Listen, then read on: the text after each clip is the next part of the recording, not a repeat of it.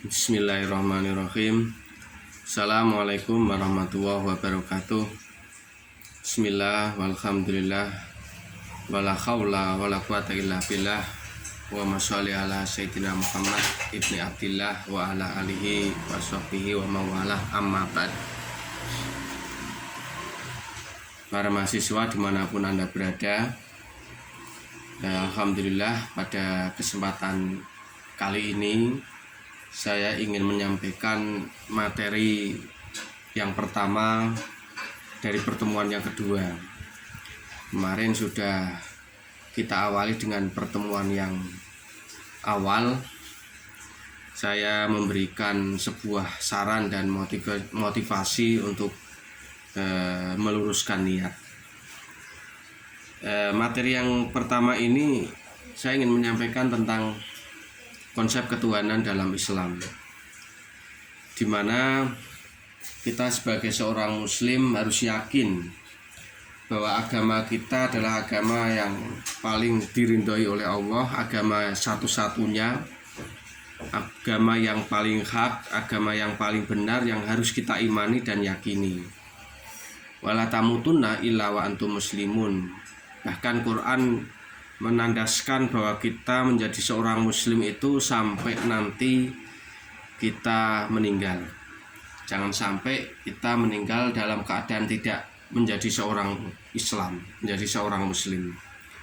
Maka dari itu kita harus paham, supaya kita yakin, kita harus mengilmui bahwa konsep ketuhanan dalam Islam itu adalah sesuatu yang berbeda dari agama-agama yang lain.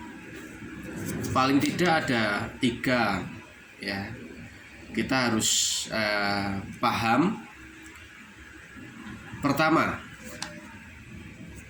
Islam itu dipandang dari aspek nama sebuah agama. Ini yang harus kita pahami bersama, bahwa nama sebuah agama itu, yaitu Islam, itu diberikan langsung oleh Allah, ya, diberikan langsung oleh Allah. Bahkan Nabi SAW dalam sebuah hadis yang termaktub dalam kitab Arba'in Nawawi misalnya, yang ditulis oleh Imam Nawawi, beliau menyatakan bahwa Islam adalah bahwasanya engkau bersaksi bahwa sesungguhnya tiada Tuhan selain Allah, dan bahwa sesungguhnya Muhammad adalah utusan Allah. Engkau menegakkan sholat, menunaikan zakat, melaksanakan saum Ramadan, dan menunaikan ibadah haji ke Baitullah jika engkau berkemampuan melaksanakan. Hadis riwayat Muslim. Artinya Rasulullah sendiri memberi nama bahwa agama ini adalah, namanya adalah agama Islam.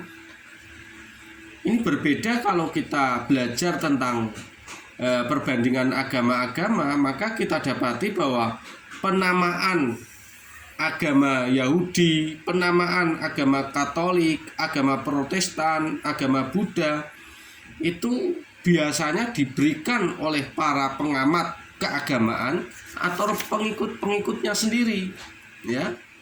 Berbeda dengan Islam, ya. Nama Islam sebagai nama sebuah agama, ya, yang diturunkan kepada Nabi Muhammad SAW sudah disebutkan di dalam Al-Quran. Misalnya kalau kita baca surat Ali Imran, ya, ayat ke-19, Inna dina indawahil Islam, sesungguhnya agama yang diridhoi adalah Al-Islam, ya. Kita baca lagi Al-Imran ayat 85, ya, barang siapa mencari agama selain agama Islam, maka sekali-kali tidaklah akan diterima agama itu daripadanya, dan dia di akhirat termasuk orang-orang yang rugi, ya.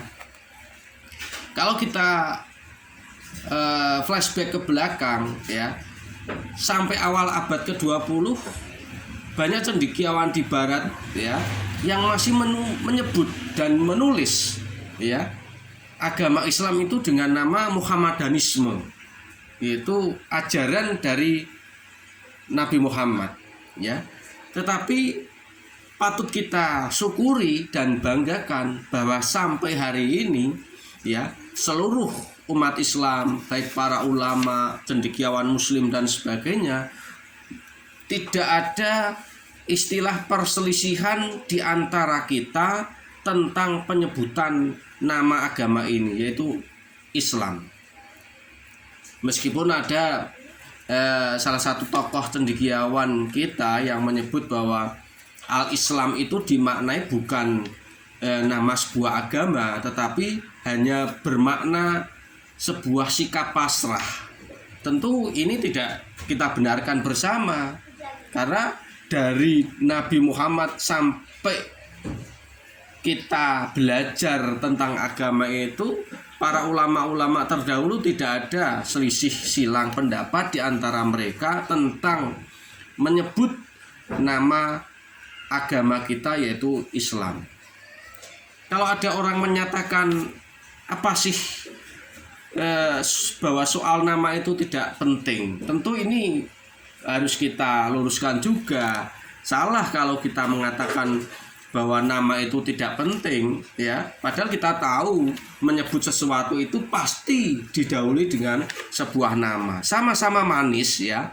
Tentu kita tidak bisa atau orang tidak sepakat kalau misalnya mangga itu manis, pepaya itu manis, kenapa berbeda? Ya, kenapa tidak harus satu saja, pepaya disebut juga mangga, mangga juga pepaya, ya, atau sebaliknya. Ini sebuah definisi ini penting dalam penyebutan sesuatu. Maka yang harus kita pahami bersama bahwa kalau di kita hari ini sekarang orang menyebut rancu, ya, kalau Islam dianggap sebagai agama yang plural, ada yang orang menyebut sebagai Islam radikal, Islam fundamental, ya, Islam kultural, Islam salafi, Islam moderat. Tentu ini justru, ya, mengurangi esensi dari nama Islam itu sendiri. Tentu adalah kita kembali bahwa ya Al-Islam itu ya Islam, jangan ditambahi dengan embel-embel belakangnya, Islam radikal kah, Islam moderat kah, Islam kultural kah, dan seterusnya. Itu yang pertama, mahasiswaku semua dimanapun Anda berada. Yang kedua, bahwa Islam itu adalah agama wahyu yang final. Nah, ini penting ini. Jadi tidak ada, ya, Islam itu mengikuti perkembangan zaman, ya. Kalau zaman sekarang misalnya sholat duhur, ya, diubahlah menjadi 2 rakaat misalnya, ada, ya. Jadi Islam adalah agama wahyu yang final. Semua ajarannya sudah final. Dari zaman Nabi, ya, membaca suratul Fatihah itu ya mulai dari bismillah sampai waladhdallin amin, dari zaman Nabi itu ya sampai hari ini. Tidak ada pengurangan, tidak ada penambahan, ya. Sholat subuh, ya, kalau kita menjadi makmum di kota Semarang, ya, 2 rakaat, ya. Nanti kita terbang ke Amerika Serikat, sholat subuh ya 2 rakaat, ya. Tahiyat itu pakai jari telunjuk dimanapun kita sholat, ya, masjid manapun, ya.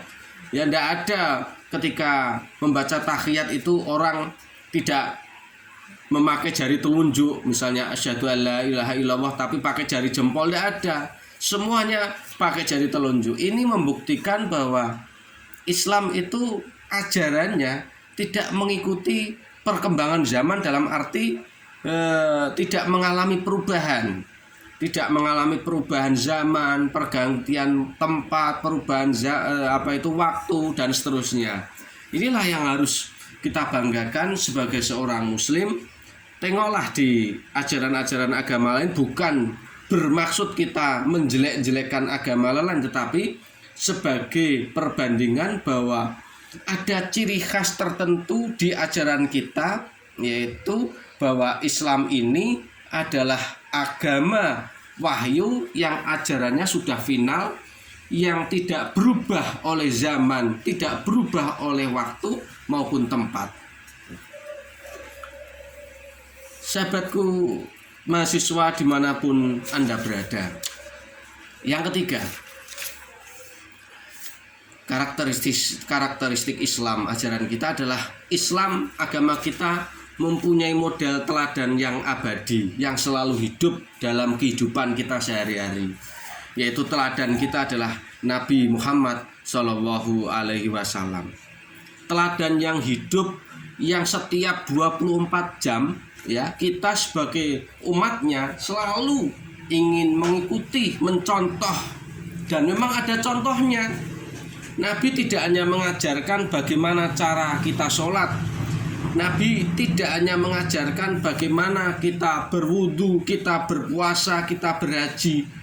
Nabi mengajarkan apapun perbuatan sebagai seorang manusia dalam kehidupan sehari-hari, itu semua ada contohnya. Kita ingin mencari bagaimana cara Nabi tidur, kita akan melihat hadis-hadis keterangan para ulama-ulama yang menyebutkan bagaimana Rasulullah tidur, bagaimana Rasulullah berhubungan dengan para istri-istrinya, bagaimana Rasulullah memimpin sebuah negara. Itu semua ada contohnya. Dengan kata lain, kita ingin cari apa ya, dari bangun tidur sampai tidur lagi, kalau kita ingin mencontoh model kita yaitu Rasulullah, kita akan menjumpainya ya. Inilah kehebatan agama ini yang dibangun dalam pondasi sebuah model abadi, model teladan yang memang itu adalah utusan dari Zat yang Maha Kuasa ya. Jadi bagaimana cara minumnya Nabi, bagaimana cara makannya Nabi ya, itu semua ada. Maka kita harus berbangga ya, berbangga sebagai seorang muslim, tentunya tanpa harus mencari kejelekan dari agama-agama lain. Ini saja sudah cukup.